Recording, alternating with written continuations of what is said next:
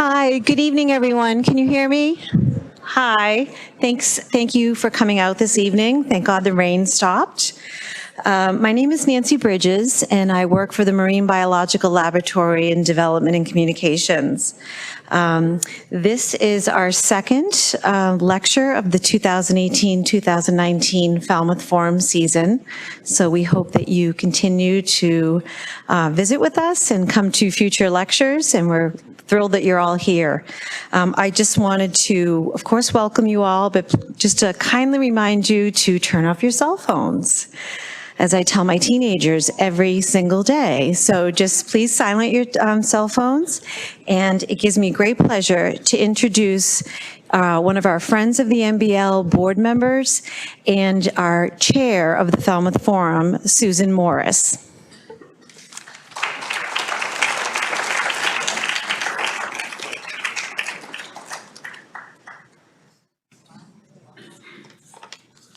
Good evening. It's nice to see everybody here. And I agree with Nancy. I'm glad the rain stopped. It was a little frightening this morning with all that rain and wind. But I'm so glad you're here, and glad you're here to welcome Ambassador Richard Morningstar as our second speaker in this 2018-19 series. He's going to give us a diplomat's view of geopolitics and energy. And he is well qualified in both of these fields.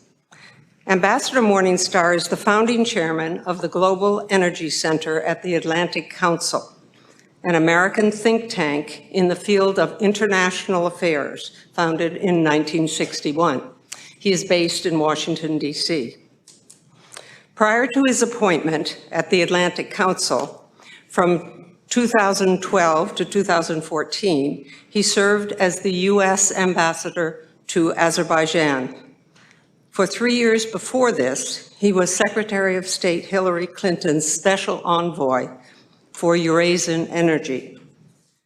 From June 1999 until September 2001, he served as the U.S. ambassador to the European Union. Prior to this, during the years 1993 through 1998, he served in several different capacities. As a special advisor to President Clinton and Secretary of State Madeleine Albright for Caspian Basin energy diplomacy, where he was responsible for assuring maximum coordination within the executive branch and with other governments and international organizations to promote U.S. policies on Caspian Basin energy development and transportation. Also, during those years, as ambassador and special advisor to the President and Secretary of State, he oversaw all U.S. bilateral assistance and trade investment activities for the new independent states of the former Soviet Union. And finally, he served as Senior Vice President of the Overseas Private Investment Corporation, better known to us as OPIC. Prior to his involvement in public service, Ambassador Morningstar was a practicing attorney in Boston, chairman of the board and CEO of Costar Corporation. He has been a lecturer at the Harvard Kennedy Center and at Stanford Law School.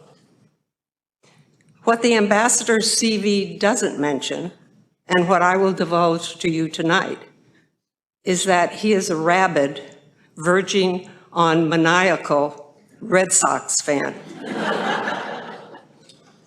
I held my breath as the baseball season inched into its seemingly never-ending team playoffs for the final distinction to play in the World Series.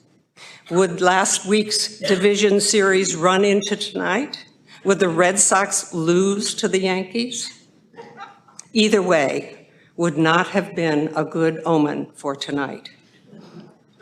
Fortunately, the Red Sox won and have given their fans, including most especially Ambassador Morningstar, a breather until tomorrow night, when loyal fans will cheer the Sox in the first game of the American League Championship Series. Please welcome Ambassador Richard Morningstar.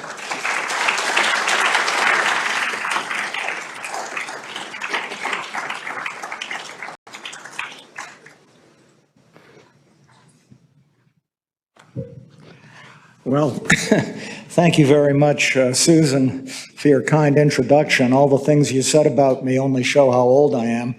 But also your reference to the Red Sox. I'm also very thankful that the Red Sox are not playing tonight. If, in fact, they had been, you might have had the unusual experience of watching somebody give a speech at the same time that he was watching on his iPad on the Red Sox game on the Sling Box. But fortunately that didn't happen, and I will be at Fenway Park tomorrow night.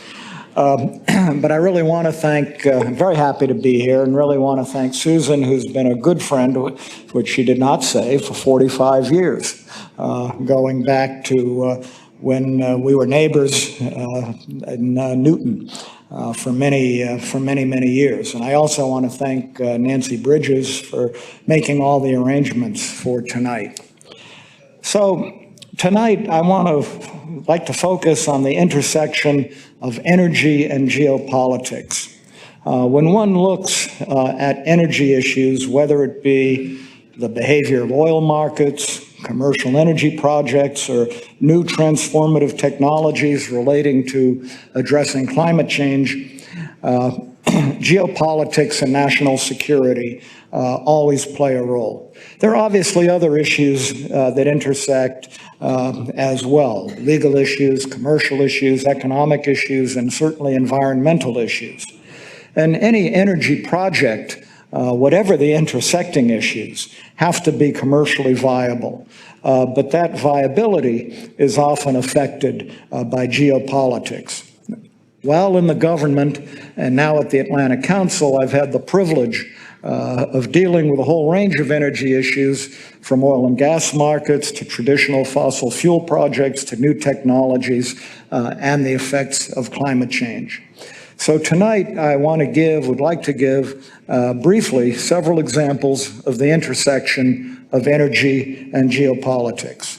And it's necessary to understand this intersection to be able to deal with specific issues and the major transformations right now that are taking place in the energy sector.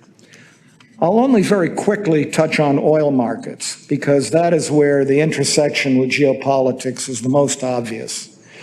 Disruptions of supply from countries such as Venezuela, Libya, Nigeria, or the imposition of sanctions on countries such as Iran have an obvious effect on global supply, price, and how major producers such as Saudi Arabia, Russia, and increasingly the United States react to these disruptions. The geopolitical connections relating to large commercial projects are more nuanced. I first became involved with energy, and Susan basically giving my biography said so, in the mid-90s. And at the time, I was a special advisor to the president responsible for all of our programs in the former Soviet Union. And at some point, it became obvious that energy resources in the Caspian Sea were becoming an important issue. And since then, we've had a bipartisan support for our Caspian policy, continuing even until today with respect to gas issues coming from the Caspian. From a policy standpoint, going back to the 90s, the administration felt that Caspian oil was important to offer new alternatives of supply. We felt that it was important that not all pipelines go through Russia. We also felt it was important to support the independence of the countries, the new countries in the Caucasus and Central Asia, Azerbaijan being one example. I talked to Strobe Talbot, who you may remember at the time was the Deputy Secretary of State, and told him that we needed one person to focus on coordinating these issues. And he basically said to me, "Big mouth, if that's what you think, then you're going to be the person." So it was totally random that I became involved with energy at that point. And that is how I got involved in the creation of the major oil pipeline from Baku through Azerbaijan, Georgia, and onto the southern coast of Turkey at Ceyhan, which, by the way, is very close to the Syrian border. We strongly supported that route, and there were three other alternatives from the Caspian at the time: through Iran, through Russia, and third, to the Georgian coast on the Black Sea, and then through the Bosporus. And here's when the geopolitics came in. The U.S. we were not going to allow a pipeline through Iran because of sanctions at that time.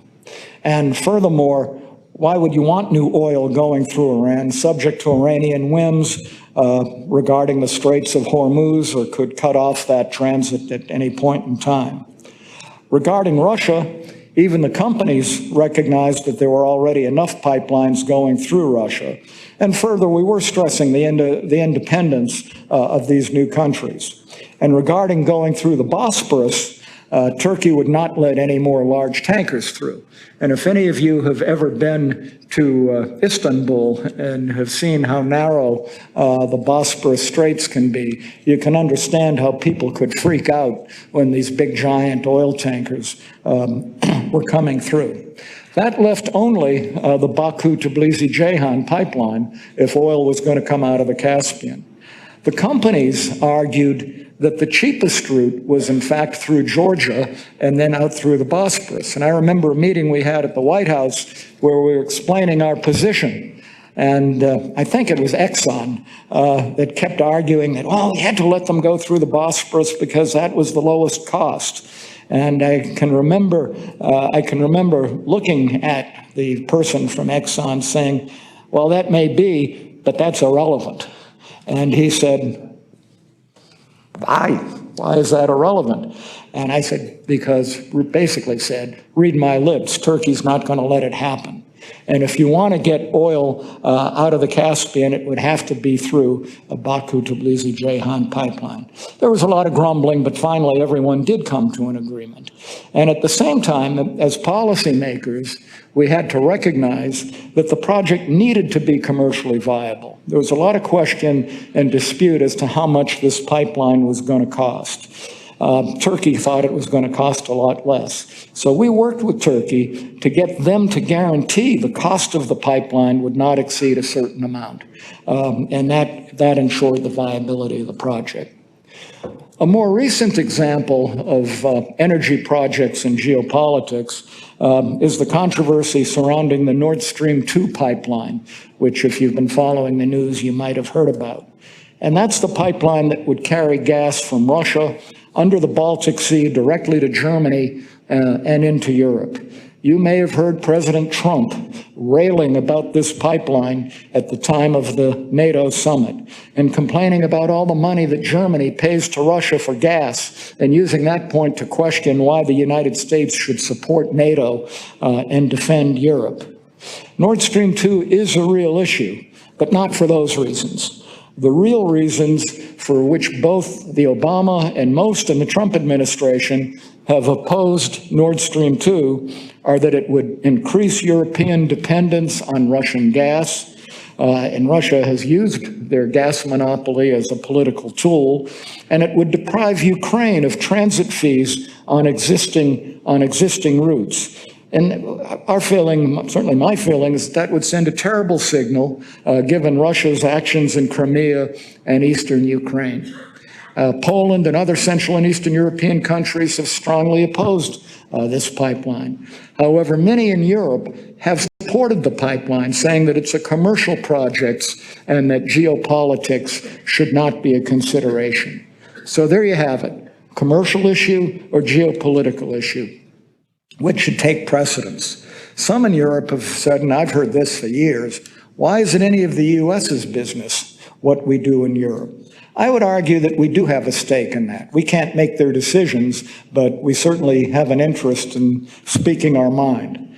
Energy security relates directly to economic security and political security, which is clearly in our interest. European economic security and political security is very much in our interest. On the other hand, as Hillary said several years ago to a group of European foreign ministers surrounding the UN General Assembly, we cannot want European energy security more than Europe does. There are a lot of issues that still need to be resolved on Nord Stream 2 that unfortunately we don't have time tonight to get into in much detail, but I'll mention briefly. Will steps and are steps being taken in Europe to continue to diversify sources of gas supply, including LNG imports from the US and other sources? Will gas demand in Europe stagnate or fall due to renewables and energy efficiency improvements?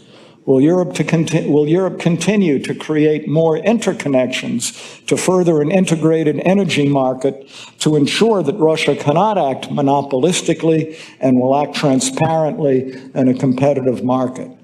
Can a binding deal be made to protect Ukrainian transit?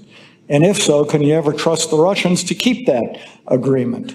And finally, the difficult question of whether the United States should sanction Nord Stream 2, which is still very much up in the air. And we could discuss the pluses and minuses of doing that for the next 2 hours. So I'll leave it at that for the moment. And if anybody wants to ask more about it during a discussion period, fine. Another example before going on to climate change and new technologies is the geopolitical and national security effects of the U.S. energy boom. At the Atlantic Council, we did a task force report a few years ago on this subject. And I'm sure we could debate here about whether our increased gas and oil production is a good thing or not. How environmentally damaging, for example, is fracking.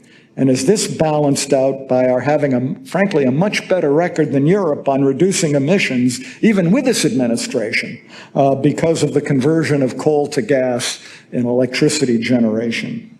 But there are also national security implications.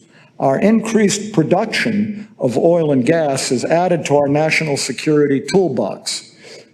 For example, just having liquefied natural gas available to ship to Europe, even if there have been some shipments already, but even if very little is shipped, is enough to force Russian gas prices to be competitive. China's shift, or desire to shift, at least they say they desire to shift, from coal to gas is particularly important, and its desire to import U.S. natural gas. That would be environmentally important, and it could have an effect on our trade conflict that we're dealing with right now. The availability of oil exports to Asia would have a positive effect in the event of a Middle East conflict. I could go on, but let's leave it at that and move on to climate change and new technologies, which I'm sure interests all of you. I am sure that most people here, I think, would agree that our notice to withdraw from the Paris Climate Accords was really dumb and short and short-sighted. From a geopolitical standpoint, it was particularly stupid. By defaulting on climate leadership, we've allowed not just the EU, but also China to take on a leadership role on climate change, and we've enhanced China's position as a leader on new energy technologies. Apart from the geopolitical impacts, this makes it more difficult for us in the development of new technologies, which has a very direct effect on our jobs and economy, whatever one might think of climate change. Furthermore, our default in this critical area of global leadership has a spillover effect into other areas. Our withdrawal from Paris, together with other decisions we've made, such as withdrawing from the Iran nuclear agreement, decisions on tariffs, has drastically diminished our reliability as a credible partner and makes it more difficult to get agreement on other areas of strategic importance. It also enhances our potential adversaries, I shouldn't say potential, our adversaries such as China and Russia. But the silver lining on climate change is the cow is already out of the barn, and new technologies are going to continue to advance. And frankly, states and local authorities are doing a lot with respect to climate change. Companies are. And maybe surprisingly, even energy companies, big energy companies, are far ahead of this administration with respect to taking actions with respect to climate change. They're by no means perfect, but they are actually doing a lot of things, and part of it, I think, is a good part of it is for selfish reasons. They see the handwriting on the wall as to what the energy economy is going to be like in future years, and they have to be ready for it. This is why a year ago, we added a new pillar to the Global Energy Center to focus on climate change and advanced energy, which completes our original image or vision for an all-purpose energy center. And I do think that think tanks can play a unique role in the energy and foreign policy ecosystem, not just in Washington, but throughout the country, like here, and internationally. And they can straddle government, industry, academia, and civil society in creative ways. We at the Global Energy Center have been working on the geopolitical issues, with the ones I've already talked about being examples, but also in several areas regarding new technologies, and all of which have geopolitical implications. And this is an example of how think tanks do continue to adapt and take on key issues. So I want to take a moment, it'll be a little more than a moment, maybe 10 more minutes, to address just a few of the topics and technologies that most excite us and the work we're doing on them. And again, all of these areas have geopolitical implications and relate to the complex issues of dealing with what technologies can best deal with climate change in both the developed and the developing world. First such issue, maybe an obvious one, is renewable energy. 2018 is poised to be the 8th successive year in which global clean energy investment exceeds $250 billion. It's a remarkable fact that should remind us all that clean energy is not just an environmental niche, nor an upstart category, but it's a mature and it's a growing industry. We're also seeing lower and lower prices with respect to renewable energies. In 2017, there was a bid by Abu Dhabi to build a big solar project, and actually in Saudi Arabia, at less than 2 cents per kilowatt hour, which it's remarkable that that threshold could be reached. Now, it's fair to say in a place like either the Emirates or Saudi Arabia, which I'm a little bit hesitant to even mention today, given what's going on there. But, they do have some advantages. They have a lot of sun, they have a lot of free land, they have a low cost of labor and subsidization. But even with that, a typical electric plant has, the cost per kilowatt hour is about 5 cents per hour, and the typical solar cost or wind cost even today is about 6 cents an hour. So this is a big market. However, it remains unclear, and I think this is a real problem, whether the U.S. can play a leadership role in this energy transformation in the same way that it has led so many previous energy transformations. China is set to account for more than half of the global solar deployment and electric vehicle sales this year. Beijing's Belt and Road Initiative, which as most of you know goes from China across Central Asia and on to Europe, will accelerate China's plans to become a clean energy powerhouse. And China is also posed to construct a network of high-voltage power lines across the Eurasian landmass, meaning countries like Turkmenistan, Kazakhstan, Uzbekistan, on into the Caucasus. Add to this the fact that the United States will soon fall behind China in overall R&D spending, and the picture of an energy-rich yet very complacent United States emerges. So this clearly represents a high-stakes game for the United States, not only in deploying clean energy technologies, but also finding a strategic, sustainable role to play in clean energy manufacturing and innovation, which is critical from an economy standpoint, a job standpoint. But it's even more than that.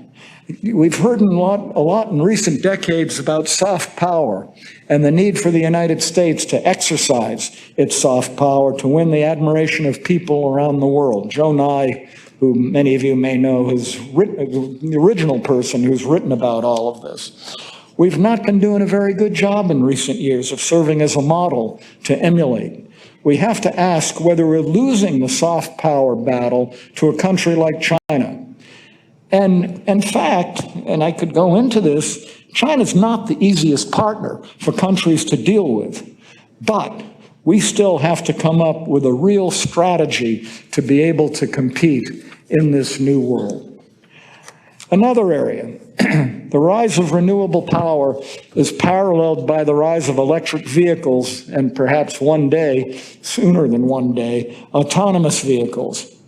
Electric vehicles reached a record 1.1 million worldwide in 2017.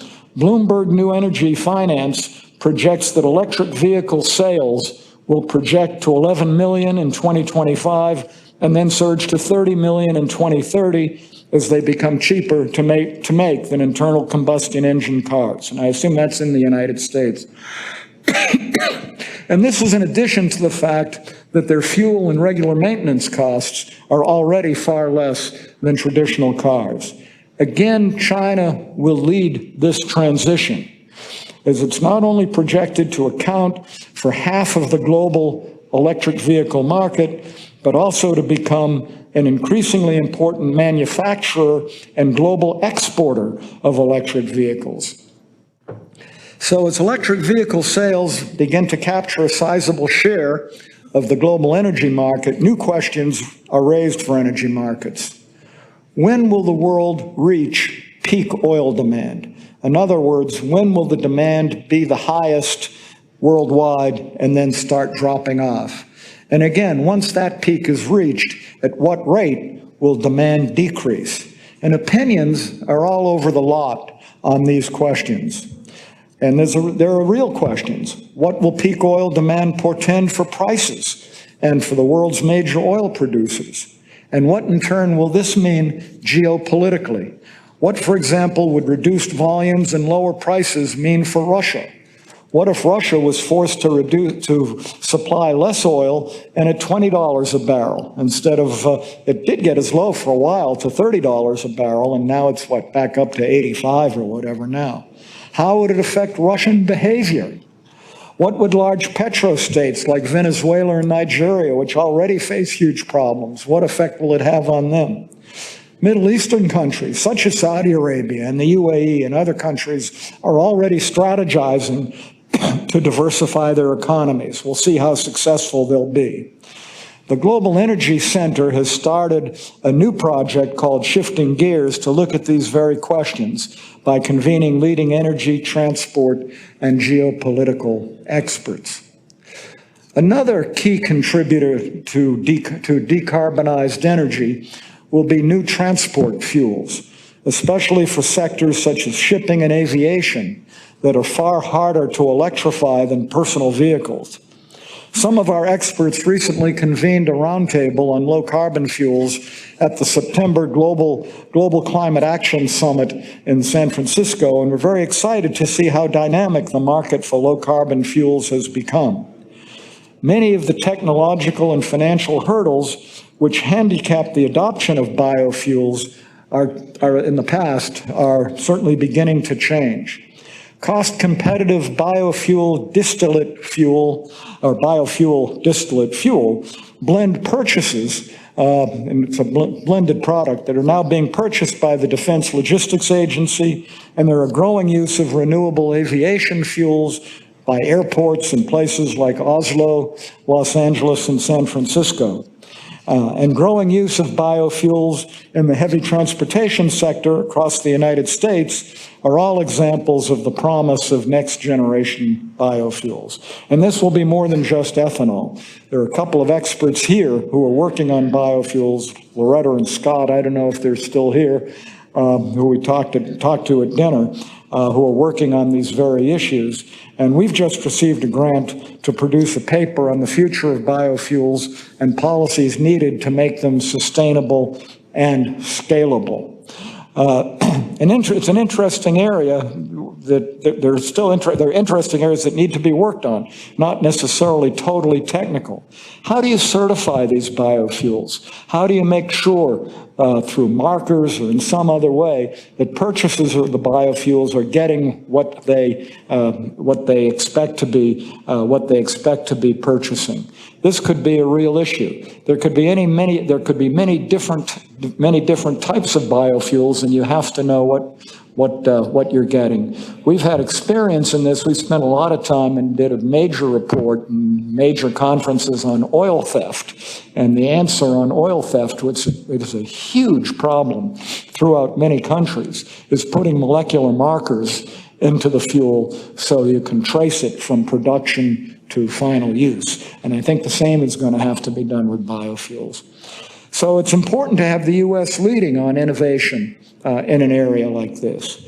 And scientists here, who we talked to earlier, are working on seaweed as ultimately to be a biofuel. And we might be miles away from Washington, but the work being done here will shape the intersection between energy, markets, and geopolitics well into the future. My final point, and I guess I'm staying within my time more or less, is that I think we really have to double down on research and technology. There is no silver bullet in dealing with climate change. It's going to take an all-of-the-above approach. We have to continue research in areas such as carbon capture, as well as new nuclear technologies and other technologies, biofuels being an example. I know nuclear energy is controversial, but we have to determine whether new generation nuclear technologies, such as small module nuclear reactors, can provide a cost-competitive, safe, efficient, clean energy source in countries as large as China, which could compete with coal, by the way, as well as in electricity-starved areas in Africa or other places. And from a geopolitical and national security standpoint, we cannot leave this nuclear space to China and Russia. And that's what we are doing right now. That safety risks and proliferation risks are too great, and the potential benefits too large. We have to have a stake in this game and make a determination.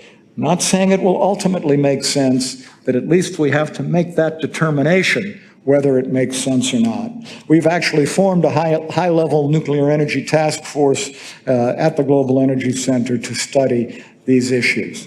So I've given you a bunch of examples. I hope it illuminates some areas that maybe you might not always thought about in connection with energy. I think I should leave it at that, and we still have 25 minutes. So I'm happy to hear whatever comments or questions you might have. I'm actually more interested in your comments, because if you ask questions, I'll have to answer them, and I don't know how well I'll be able to do that. So.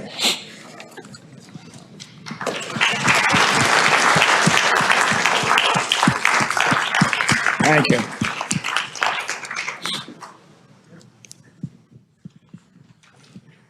I have taught a lot of classes, so if there aren't enough questions, I am not beneath using the Socratic method. So. Hi, good evening. Thank you for being here. Enjoyed your talk. My question has to do with the reprocessing of nuclear fuel. Seems to me most of the objections I hear, the single biggest one is, what do you do with the waste? And I think it was during the Carter administration years that reprocessing was outlawed in this country. And I don't understand the science behind why they made that decision. And if they were to reverse it, how does that address the waste issue going forward? Well, you asked a question, and it's probably one of the questions I can't really answer very well, because I can't tell you. We have people who can technically really talk about the issues of reprocessing. I can say this, that a lot of the new research that's being done, for example, on salt-based reactors, supposedly are going to make the nuclear fuel issue an easier issue. It's also if we get to small module reactors, instead of talking about, 1,000 megawatt plants with huge reactors generating huge amounts of waste, we could be talking about 50 megawatt plants. Now, they could be set up in a modular space. I know that MIT, or incrementally, I should say, on a modular basis. I know that MIT has been doing a lot of work on this. I see Laura Morse here and her husband Ken, who spends a lot of time down here, I know is spending a lot of time on these things. And they've come out with a new study really encouraging that we look at these new technologies. I'll leave it to the experts to give you a more technical answer, but I think it's just part of the whole question that we need to look at these things and make the determination as to whether they make sense. And I'm just a lawyer and a businessman, so, I'll leave it at that.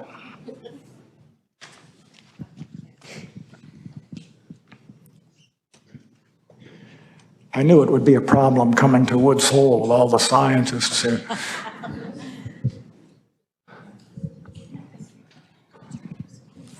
Hi, I have a question about how the IPCC came out with a recent update about climate change, and how more and more we're seeing that predictions about when we reach this 1.5 degree of warming is really, really fastly approaching us. And if we go past 1.5 degrees of warming up into 2 degrees of warming, that we're looking at a very different world.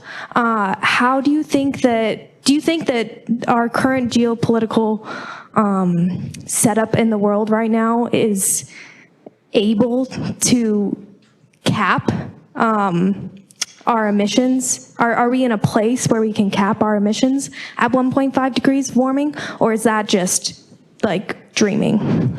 I don't know if that's a question you can really answer, but what's your opinion on that? All I can tell you is this. I think that report is incredibly scary. I think watching the events just over the last month or two with the 2 hurricanes are very scary. I don't know, nobody's going to be able to tell me that climate change doesn't have something to do with that. And to answer your question, I don't know.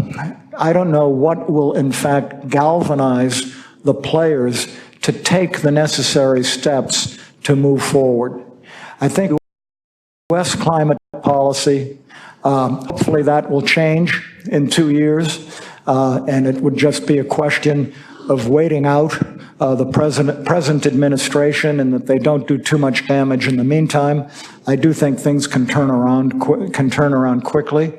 I think it's encouraging to see what local authorities and the private sector are doing. I think that markets will help to determine the kinds of activities that could at least maximize reducing emissions. And I think from a policy standpoint that we have to just keep working here and with other countries in the world to keep pushing that issue. And I'm hoping that the events that are taking place and a report like that will raise the alarm bells enough that everybody will start looking and working together at that all of the above approach. And we have to go for the low-hanging fruit right away. Energy efficiency. We have done much, much too little with respect to energy efficiency. I used to go to Ukraine, still go to Ukraine occasionally, and working on energy in Ukraine, and energy was so cheap that in the winter, people would just open their windows and run their thermostats as high as they can run it. I mean, I could go on and on, but it's just the alarm bells have to be raised. We all have to work together, try and come up with some sustainable policies, hopefully a change in U.S. policy that will work together with the rest of the world to accomplish as much as we can accomplish. I wish I had a good answer, but I mean, I don't know that there's any answer more than that at this point.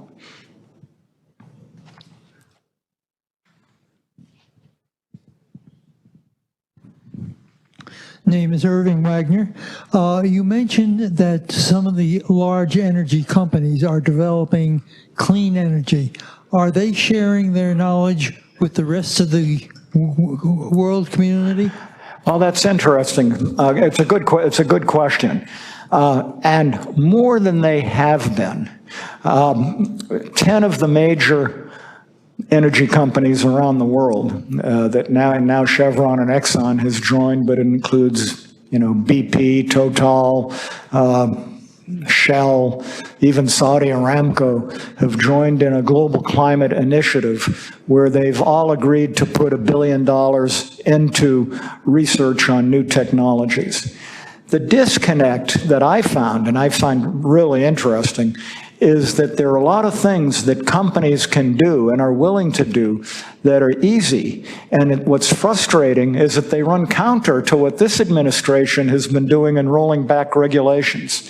I'll give you one example. We've rolled back proposed regulations on regulating methane emissions, which are extremely dangerous with respect to carbon emissions.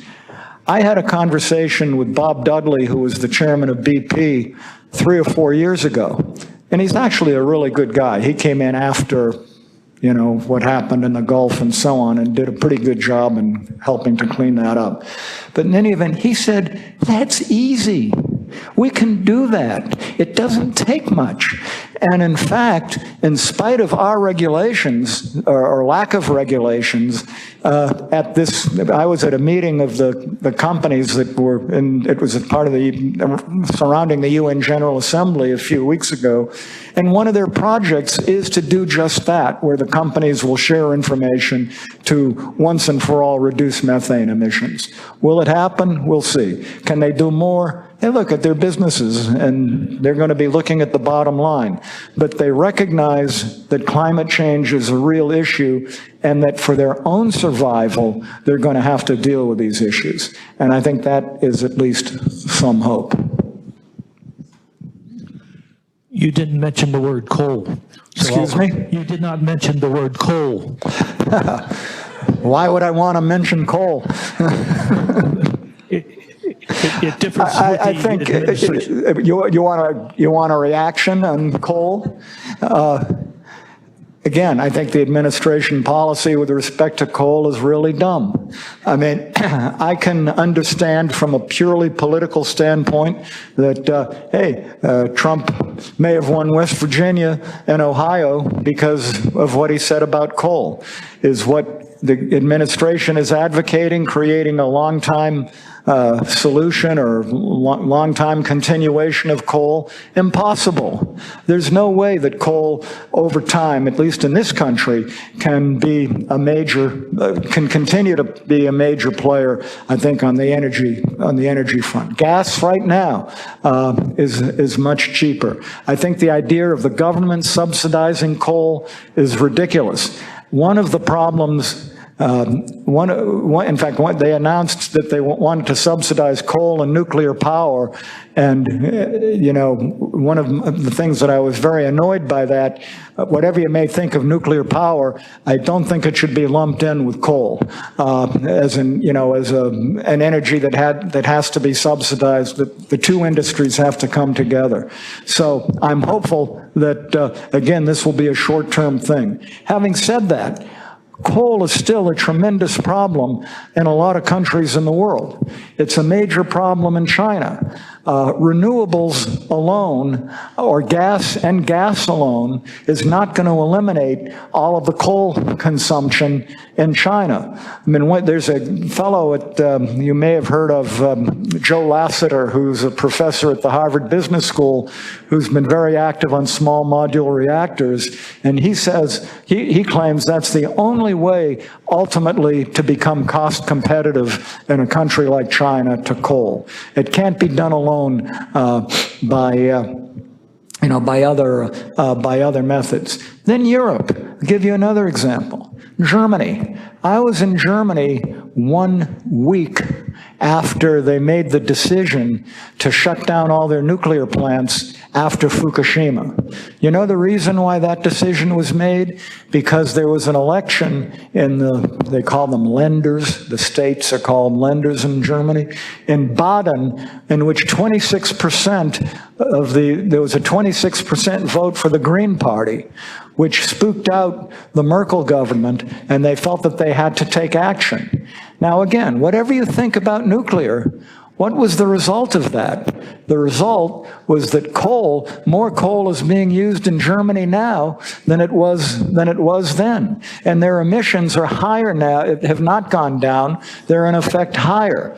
And so we really have to think, everybody has to think through these things. I was at a meeting a week after that decision was made in their Ministry of Economy, which is also responsible for energy, and I was talking to their top career officer there, who was the Director General, and he said, I don't understand this government. They make these decisions and then we're supposed to implement it.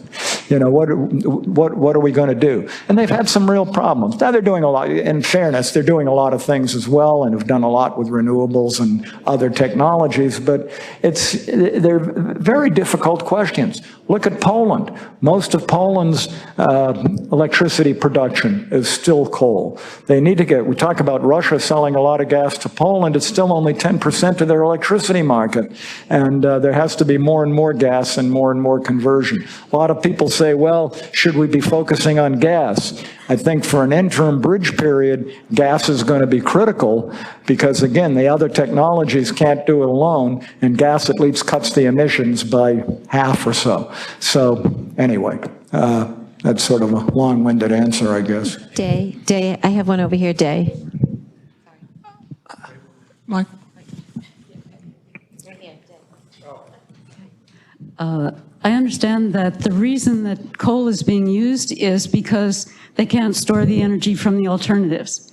And could you talk a little bit about the geopolitical aspects of battery storage, battery development, battery R&D? Well, battery storage is going to be critical, one, for the further development of renewables. And until there's really significant battery storage, there's still going to have to be, even using renewables to generate electricity, it's going to have to be complemented by something like gas because of the intermittency with respect to renewables, and it's going to be there. So gas is going to be there for a long time. With respect to coal, I think ultimately it's a false argument that coal. There's clearly the political argument where what are we going to do with all the coal miners in Ohio and West Virginia and other places, and there have to be programs to deal with that.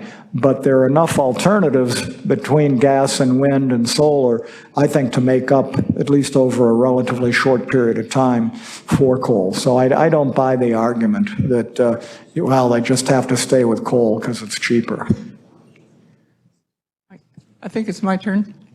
Yeah, NPR is a source of a lot of my information, and they, the last few days they were discussing that Exxon is coming out in favor, even putting some money into a campaign to implement a carbon tax, because they say that way they could, if they knew what the tax would be, they could plan accordingly. You haven't mentioned carbon that's really tax interesting. and carbon markets in your talk, so I just didn't. Yeah, I hadn't mentioned carbon tax, and I think that's ultimately one of the solutions. And what's interesting, and it's interesting that Exxon has been more public about it, for a long time, and I talk a lot to the big energy companies, they would have always said behind the scenes, we think a carbon tax is ultimately going to be necessary and it ought to happen. The problem is when they go up on Capitol Hill, they're afraid to say it. And that the hope would be that ultimately we can get a bipartisan approach and then maybe agree on a global basis to how to work a carbon tax. And I think it is encouraging that the companies are a little more forward on it, and they have to step even further out, I think, on this issue. Why would they be afraid? Well, you know, they They pay for the campaign. well, good question, but I think they are afraid of the politics, and unless they get general agreement among all of the companies and all of the major stakeholders, they have not wanted to be standing alone. But I think they're getting over that. There are other questions. Yeah, biofuels are made from plants, I assume, and plants need land to grow. With the burgeoning world population, there's going to be need for a lot more land to grow plants for consumption. Do you see a collision coming between these? It's an interesting question, and it really needs to be thought out. And one of the biggest answers with respect to climate change is reforestation. And totally apart from seaweed as biofuel, which might be one answer, what effect on vegetation and forestation would biofuels have? And so there could be, I think, some kind of conflict at some point, and it's something that really it will need to be addressed. But I think it's a good question.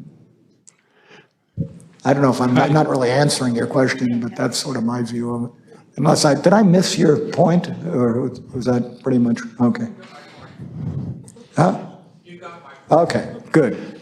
I was, my question actually, oh, I see. Yeah, first of all, thank you very much. It was a terrific talk, and I think we all enjoyed it.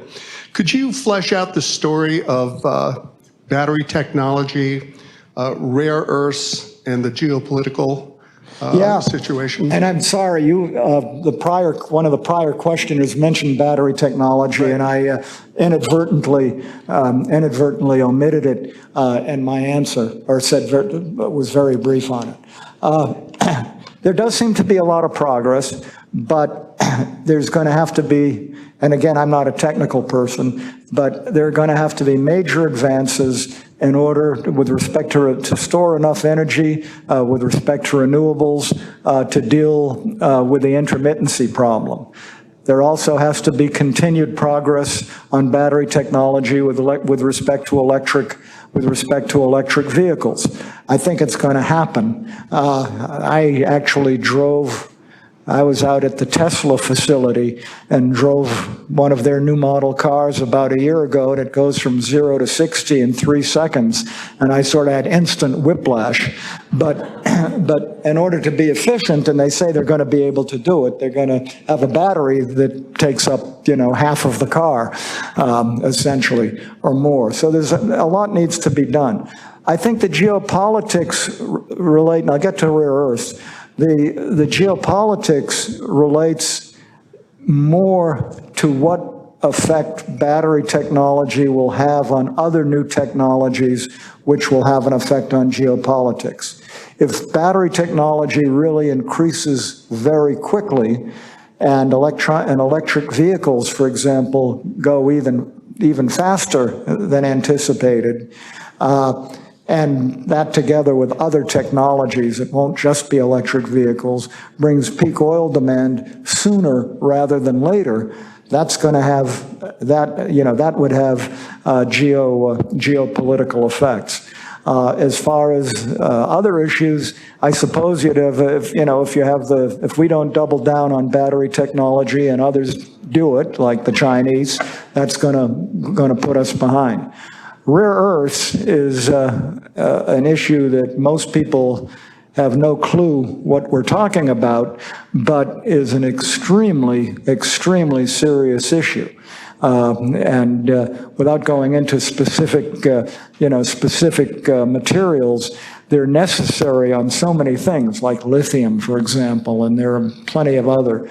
And regretfully, a lot of the rare earths in the world are in not very nice places. One such place is Afghanistan.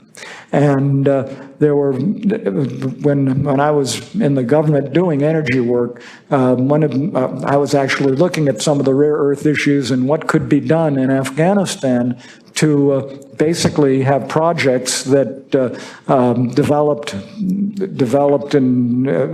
the rare earths, and it's very difficult, obviously, from a security standpoint, to do things in that country.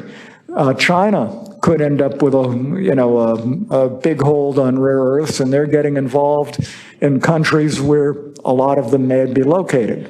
If China has an economic stranglehold because of all the things they're doing in Africa, there are a lot in Africa, and can they control the supply of these materials? So I'll leave it at that, but it's something that we really need to focus on, and it's a little bit like petroleum. They're unfortunately in a lot of difficult areas. The same is true with respect to rare earths. Up here in the back rows, I understand that heat trapping gases now from energy versus agriculture, actually they have about the same impact. And I was wondering your views on, to me it seems energy production is a technology problem. Food production is primarily kind of a societal, cultural problem, which might be much more difficult to change than finding solutions to the energy problem. Is that something you would subscribe to? Yeah, I don't consider myself an expert on that, but I agree with what you're saying, and I can tell you where I ran into that issue head on was when I was ambassador to the European Union. And we were arguing about genetically modified organisms. And from a European standpoint, even though, and one can agree or disagree, the scientific evidence with respect to genetically modified organisms, you could argue the benefits outweigh the detriments, but from a European standpoint, it was purely cultural, and they wanted their food to be produced in a certain way, and they didn't want to have anything to do with this, or anything to do with, our beef, where, that was treated with hormones and that type of thing. So without, again, being a real expert on the environmental effects of agriculture, your point on it being a tremendously cultural issue, I think, is exactly right and has to be dealt with.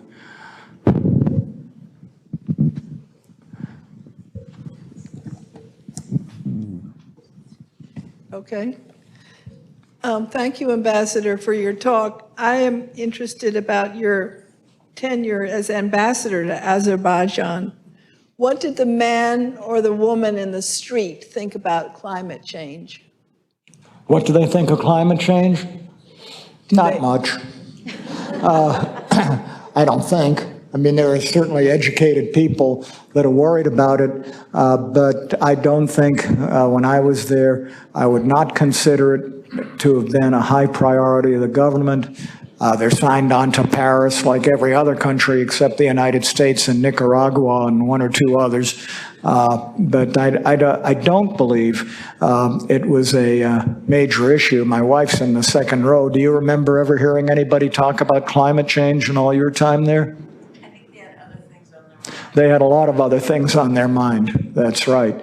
And we were dealing, it was interesting when I went to Azerbaijan because of my background in energy, and I knew their former president, Haydar Aliyev, and his son Ilham, who's now the president, and had known them for years and years. and they thought all I was going to care about would be energy. Unfortunately, the ambassador's job was more than that. And there were many, many challenges, particularly in the democracy and human rights area, that we had to deal with there, as well as other issues as well. And then how do you balance that with respect to energy issues? There were incredible security issues given from Baku. If you look at a map, it was 2 hours from the Iranian border by car and 2.5 hours from Dagestan and Chechnya. Then they have their conflict with Armenia and, you know, on and on. So it was a very complicated situation, and they think a lot more about their dispute with Armenia over Nagorno-Karabakh than they do and how they're going to live the next day and have enough to feed their families and the like. Although poverty, there's not much abject poverty, but climate change was the furthest thing that they would be thinking about, unfortunately. How many more questions are there? We're getting pretty close. So there are a couple of, I'm happy to answer a few more questions. Have you heard anything about fusion and the possibilities of it? I know MIT is working on some of that. Do you? I've certainly heard about it. I frankly probably don't know as much about it technically as a lot of people here, but it's something I know that will continue to be worked on, and at some point maybe it will have a very positive effect, but I really can't, give you a good answer on it. If somebody else wants to talk about it, feel free. It's always 30 years in the future. Yeah, I mean, right, I would agree with that. Well, I think. But hopefully it will be in the future. There was another question over somewhere. I could comment briefly on fusion, and I want to ask a question. The MIT Fusion Lab recently got essentially $25 million in venture money because they made a persuasive argument that we're getting pretty close on fusion. And it seemed to me it was about 3 years that something significant would happen. My question is, it's been very interesting to see the geopolitics of Russian gas and energy in relation to Europe. The Obama administration used it by keeping the price low to squeeze the Russians in terms of their policies in Ukraine. And then the Trump administration, apparently in its desire to reverse Obama administration policies, relaxed those sanctions. And the significant part of those sanctions being financial and market-based. So I was wondering what you might say about that. Well, first of all, I can talk about the energy sanctions as well as maybe the more overall situation in Nord Stream 2. I know we don't have a whole lot of time, so I'll try and be brief. As much as I disagree with the Trump administration and have to wonder what the relationship between Trump and Putin is and what Putin has on Trump, as far as I know, I don't think we've really relaxed sanctions on Russia. We haven't been as aggressive as we might have been, but the original sanctions on Ukraine are still there. There have been some additional sanctions. The question is, what happens next?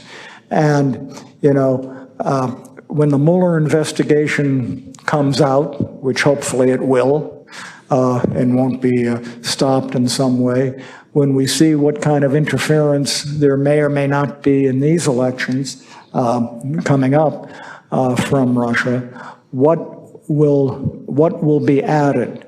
There's a lot of legislation within Congress right now that would take specific actions.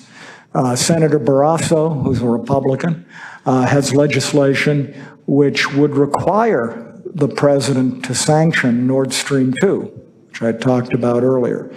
And I don't think there'll be any action on that until next year.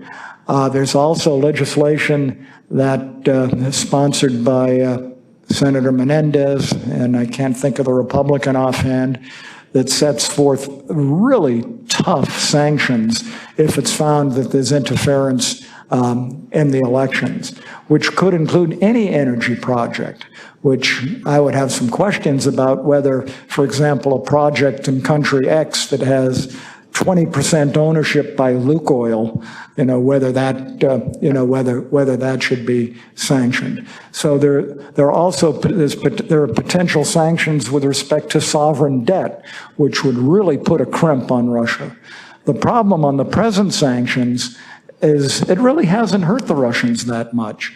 The energy sanctions to now, the Russians, they're producing more oil than they ever have. Gazprom is shipping more gas into Europe than it ever has. There's a ban on a lot of technical advice that can be given to Russian companies. We can't participate on offshore drilling with Russia in the Arctic, which would be very important to Russia at some point, but given the energy economy, which we're just coming out of low energy prices, they could have cared less about. They're actually, they may now, they're actually doing quite well, thank you, in spite of our sanctions. The question on Nord Stream 2, which I have no problem with from a geopolitical standpoint after Russia's actions in Ukraine, you do have a lot in Europe who say, gee, we should be able to buy gas from who we want to, and if this is the best way to do it, you shouldn't be interfering with us. I would have said 3 months ago, I would have given at least a 50% probability that Nord Stream 2 would be sanctioned. I'd say it's a little less than that now. And what's happening is that there are a lot of people on the Hill who are saying, well, God, we've got so many issues with the Europeans now.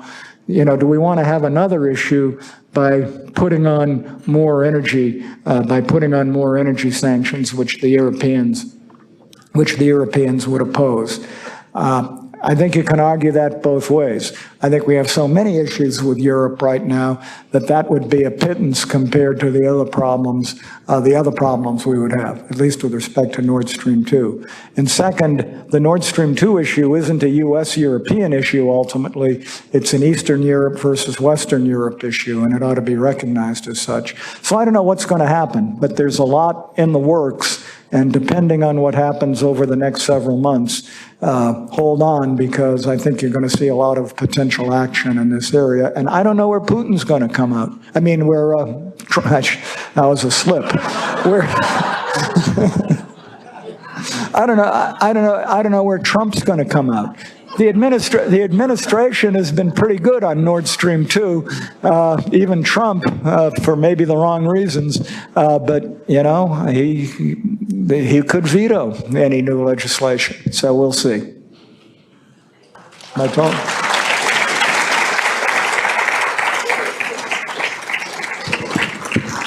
Thank you. Thank you for all of your questions. You've been a great audience.